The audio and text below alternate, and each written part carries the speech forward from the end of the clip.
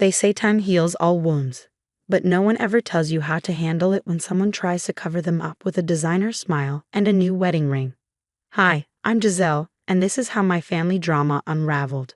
At 26, I should be living my best life. I've got a sweet gig as a software engineer at a hot tech startup, my own apartment, and well, that's where it gets tricky. See, 10 years ago, my mom and I were in a car accident.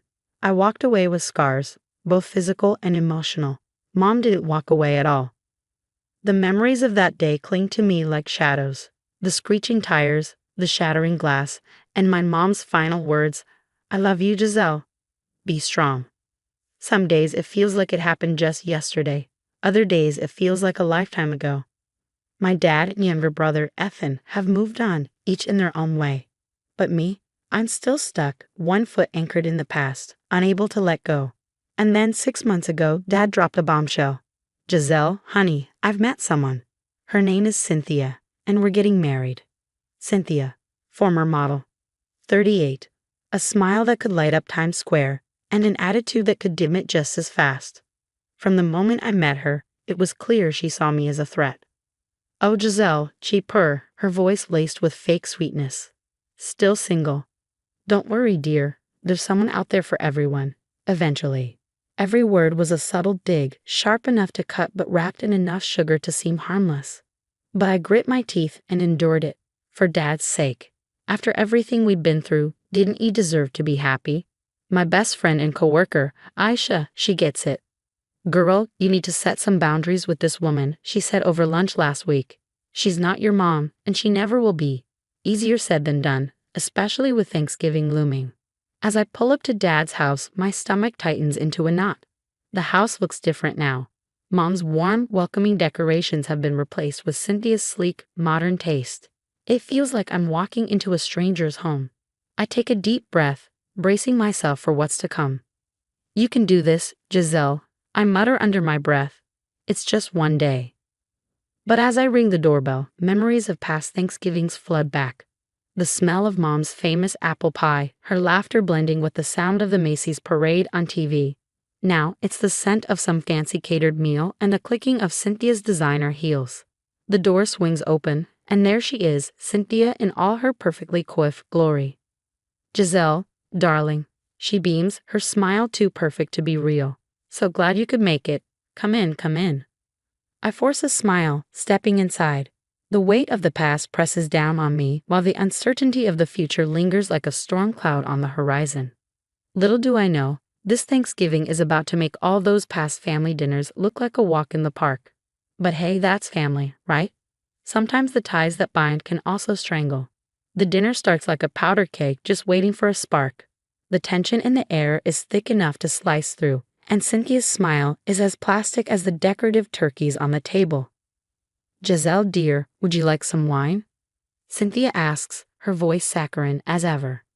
"Sure, thanks," I nod stiffly, watching as she pours. I can't help but notice the changes around me.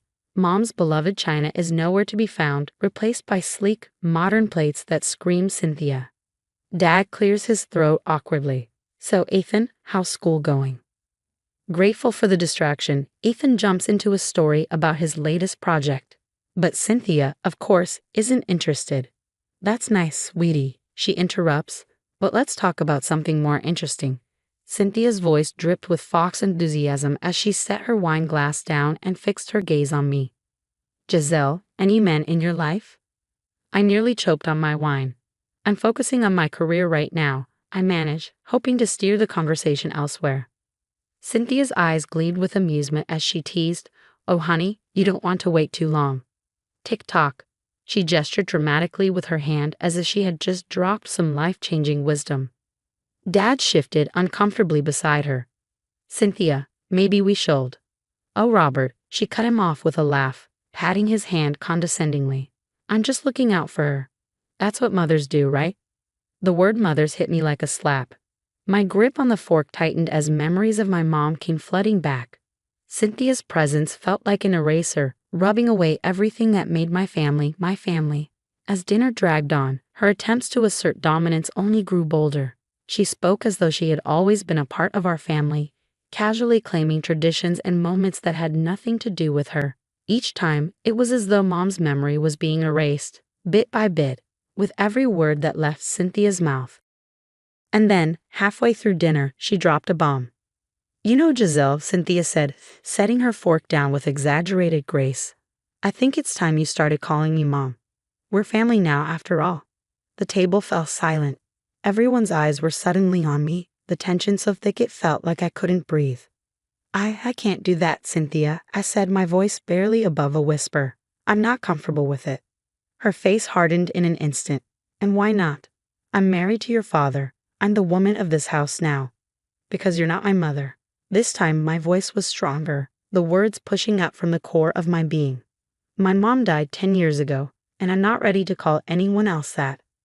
Her eyes flashed with anger, and her lips curled into a sneer. "Well, it's time you got over that, don't you think? It's been a decade.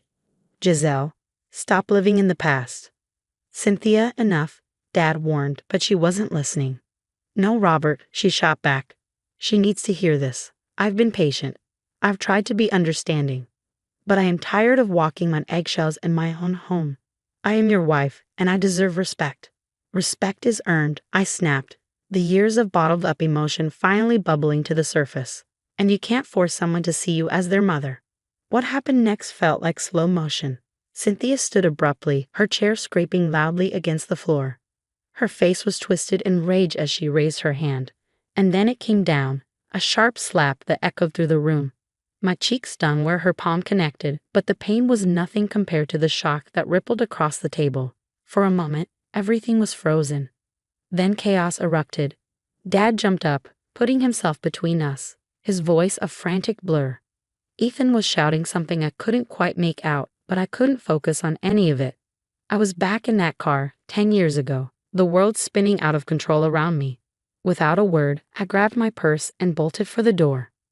I could hear Dad calling after me, but I didn't stop. The drive home was a blur of tears and the dull ache in my cheek. When I finally made it back to my apartment, I sat in front of the mirror, staring at the red mark on my face. It wasn't just about the slap. It was about everything that had led to this moment, about how Cynthia was threatening to tear apart what little remained of our family, and about how I could no longer stand by and let it happen. Something had to change. I picked up my phone and dialed Dad's number. It was time to have a serious talk about Cynthia and the future of our family, because if there was one thing Mom had taught me, it was that family was worth fighting for, even when the fight got ugly. The days after the Thanksgiving disaster were a blur of missed calls from Dad and a growing sense of dread gnawing at my gut. I replayed every moment with Cynthia in my mind, searching for the clues I'd missed, the signs I had ignored. She wasn't just trying to be the new mom, she was trying to isolate Dad from us. "I can't believe she hit you," Aisha said, her voice filled with outrage over coffee. "That's straight up assault." I nodded, absently touching my cheek. "It's not just the slap. It's everything. The way she's been acting. It's like she's trying to erase Mom entirely." That's when the realization hit me. Cynthia wasn't just angling to replace Mom. She was systematically isolating Dad. I started digging. It wasn't hard to find dirt on Cynthia. Former models leave quite the digital trail, and what I found made my blood run cold. 3 marriages, I muttered, scrolling through old news articles. All to wealthy older men, and each one ended in a messy, expensive divorce. But it was an anonymous comment on an old gossip blog that really made my skin crawl. "Watch out for Cynthia. She'll bleed you dry and make you think it was your idea." I called Ethan, desperate to hear a familiar voice. "Hey, how's Dad doing?"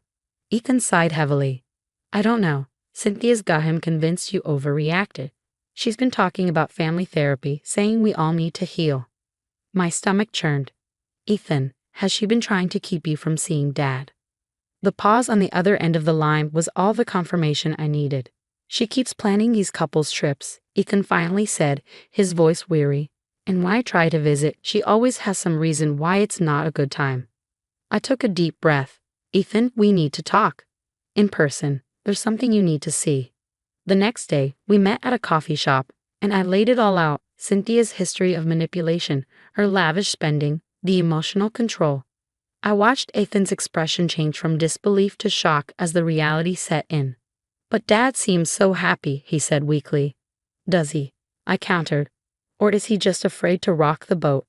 As we pieced everything together, a clearer picture emerged. Cynthia's insecurity.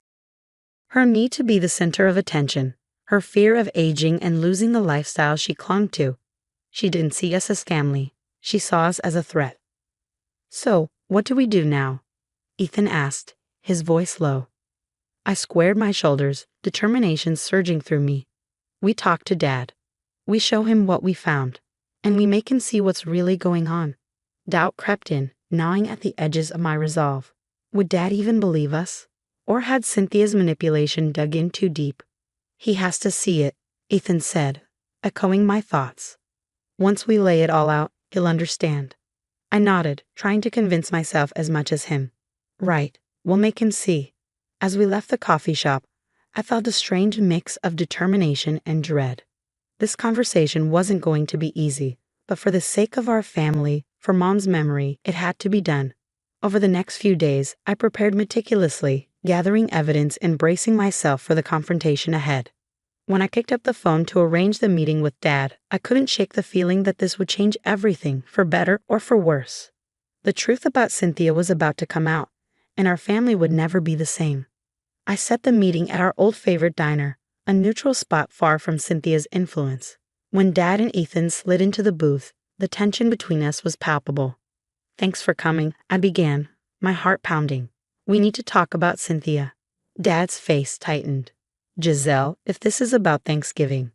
It's more than that, Dad, Ethan interjected. Please just hear us out. I took a deep breath and laid out everything we had uncovered.